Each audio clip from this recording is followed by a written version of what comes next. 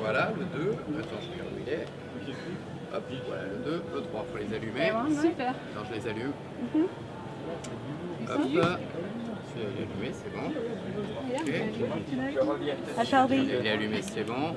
Celui-là, excuse-moi. Ok, il est allumé. Merci. Look at each other. It's our show, not theirs. Yeah. It's just us, yeah? It's just us. So I'm going to make walks really quick, slow. Yeah. And I'll be coming And you around from count the us in. left. I'll be coming around from the left side. So we're going to do 1, 2, 3, 4.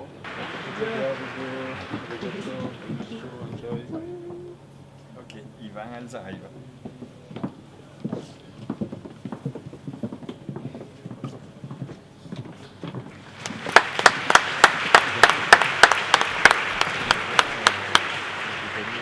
Il faut que j'aille dans la salle pour faire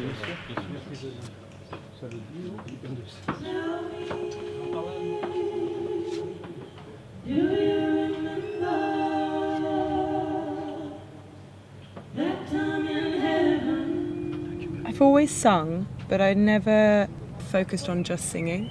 I was dabbling in acting, always went to dance classes, and then I went to performing arts school that drilled me so hard to the point where I was like, this is really unenjoyable. So I had to pick one song in the final show, and I was, at the time, I was obsessed with jazz.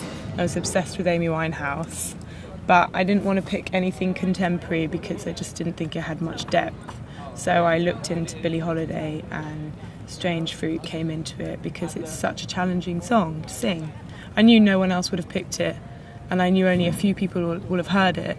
Yeah, it really meanders, and the story is obviously really intense. So you have to get in a sort of headspace to sing that song that you can't do if you sing Amy Winehouse, you know. When I sang it, I felt like I've never felt before. So I just took it really seriously, and it was at that point that I was like, you know, there's something in me that wants this. And I think merely just choosing that song was that sign.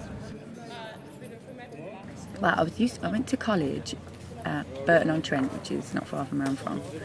I did, it was kind of like musical theatre. It was kind of acting. I always knew that I wanted to do something that was in the arts for sure, because it was really that, you know, all I was good at really. I always danced.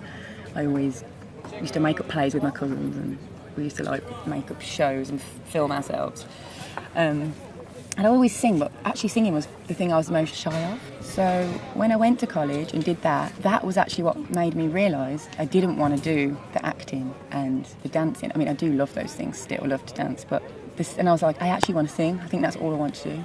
It was clear that was what I was good at, like actually good at. So that was my clear moment, and then that's when I decided to move to London and just do that, solely that. But I used to play piano as a child, but I never really cared, I never was really into it. But when I did it as an adult, well, we were like 18, I picked it up really quickly. I was like, this is really cool actually, because I can accompany myself. So I just continued with that. It took a long time to become good. And, you know, I think I'm still learning now, to be honest.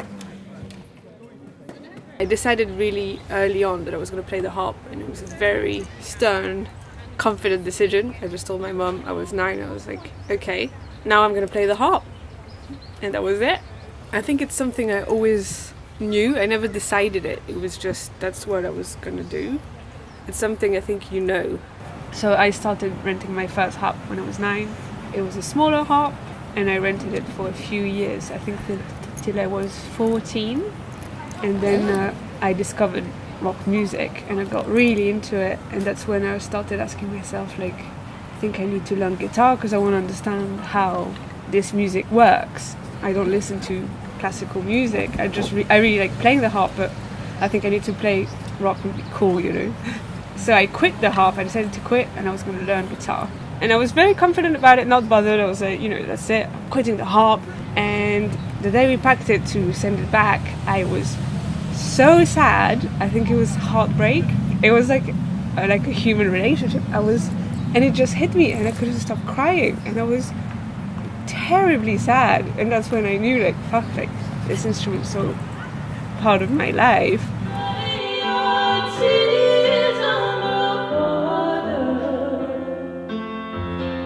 What we do is very simple. Is we want to create beautiful music. We've never tried to be cool. or to follow trends. We write songs about our experiences mostly, and we try to make it sound beautiful. It's very simple, but that's what we go to. And I think people on the new songs on the album, they can hear that sort of realizations of empowerment where you can find the strength in yourself to create what you want to do. It's about finding that empowerment and giving it to yourself and not relying on other people. And I want Paradisia to be that band.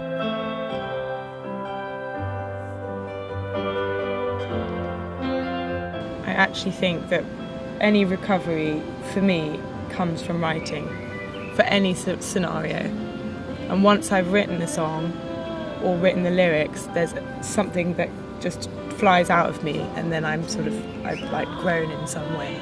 And obviously collaborating with Anna and Christy is on a whole different level. There's two other minds working. You know, sometimes that conflicts because you might want to steer it in a direction that they don't want to, or one of them doesn't want to. But ultimately, we're so synced in that way at the moment. And I know that that might change, but we are so synced.